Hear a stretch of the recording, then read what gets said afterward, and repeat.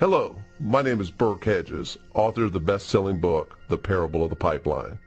I open my book with a story about Pablo and Bruno, who take two very different paths in their quest for financial independence.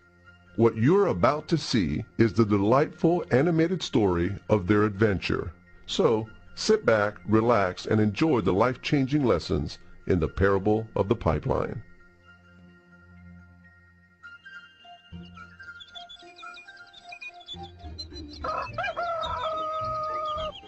Far away, in a small village, near a beautiful valley, lived two friends, Pablo and Bruno. They were both young and dreamed of a better life for themselves. They'd often discuss their dreams about how they would become the most successful men in the village. They weren't afraid of hard work, and they searched for opportunities to help realize their goals and achieve their dreams. One day, an opportunity presented itself.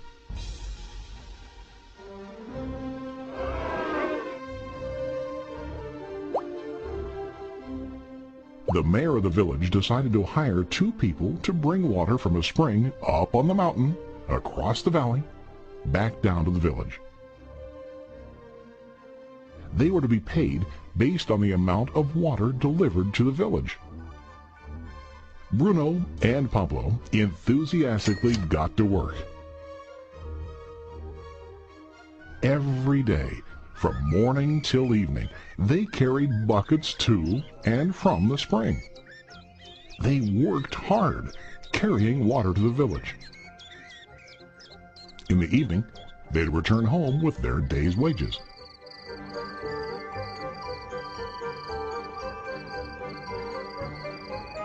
Bruno was satisfied with his work and the money he earned.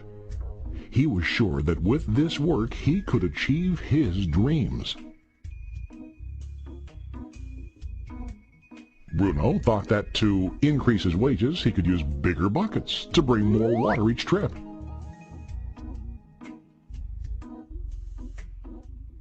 He believed with a larger income he would soon be able to buy a cow and the house that he dreamed about.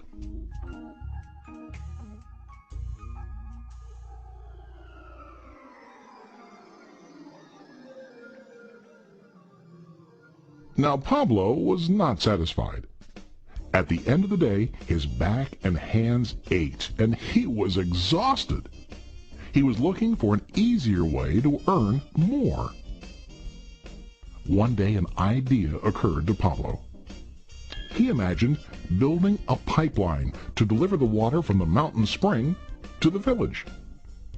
With this pipeline, he could get more water to the village without carrying buckets back and forth from the spring to the village. Soon, he got very excited about his idea and began to plan. Pablo, of course, shared his idea with his friend Bruno and asked him to join with him to work on and help build the pipeline. Bruno thought the idea was crazy. All Bruno could think about was what his money could buy today and how to get it quicker. He felt that building a pipeline would slow him down and delay him in achieving his goals. Instead, Bruno got bigger buckets and went more often back and forth fetching water. He was sure that with this method he could make more money. Pablo decided to build the pipeline on his own. He understood that it would not be easy to build, and it would take time to complete the pipeline. Pablo knew that it could take several years to finish, but he set his mind on his goal. Every day he worked and carried water like before. But on weekends and during his spare time, he worked hard to dig in the rocky soil and build his pipeline. In the first month, there was little to show for his work.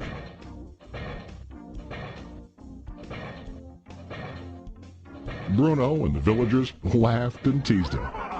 They called him Pablo the Pipeline Man. During this time, Bruno's income doubled. He already bought a cow and a bigger house. His lifestyle changed. He now spent time after work in the bar, enjoying his hard-earned wages from delivering water.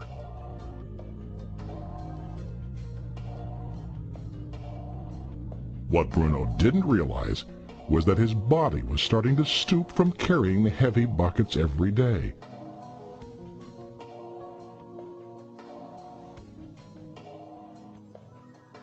His face looked worn and his body tired. Soon, he began to carry less and less water due to the wear and tear on his body.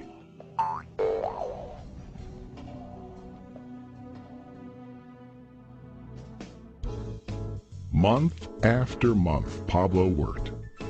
Soon a year passed, and then a second year. Finally, Pablo finished his pipeline.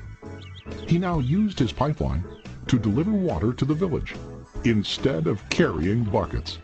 Pablo was now earning more money than ever before. The water continued flowing to the village, while Pablo wasn't working. While he slept and ate, the water flowed. Pablo was happy and proud of his insight, persistence, and hard work. Now his income flowed as long as the water flowed through his pipeline.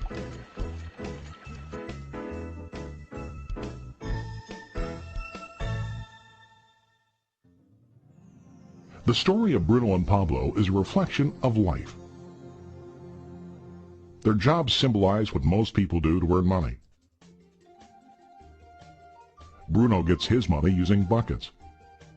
He goes back and forth, carrying his buckets from the spring to the village in exchange for money. To increase his income, he either has to go more frequently to the spring or to use larger buckets. It's common in real life to increase our income by working harder.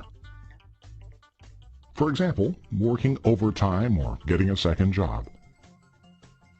We also increase the size of our buckets by accepting a higher paying position, which often includes spending more time on the job. Most of us exchange time for money like Bruno. We know that every person has only 24 hours in the day and that it's not possible to use all our time to work. The most difficult time comes when we can no longer exchange time for money due to age, health, or other reasons. Then, our income stops. Now let's review what Pablo did. Very wisely, Pablo did not exchange all of his time for a limited income, but he used some of his time to build a pipeline. He knew that the pipeline would bring ongoing income as long as the water flowed. An ongoing income that multiplied the time he worked each day. Pablo knew that someday, maybe because of age or health, he would no longer be able to exchange his available time for money. Pablo knew that if he could make his idea of a pipeline work, then he only has to do the hard work of building the pipeline. After the pipeline was completed, Pablo was able to monitor and maintain the flow of water to ensure that his income will continue. Pablo has shown us that to earn an income, we don't always have to directly exchange time for money. There really are better ways. How about you? Are you still like Bruno, who directly exchanges time for money? Or do you want to be like Pablo, building and maintaining a pipeline for ongoing income? If you are interested in the idea of building your own pipeline, contact the person who lent you this presentation. You can start building your pipeline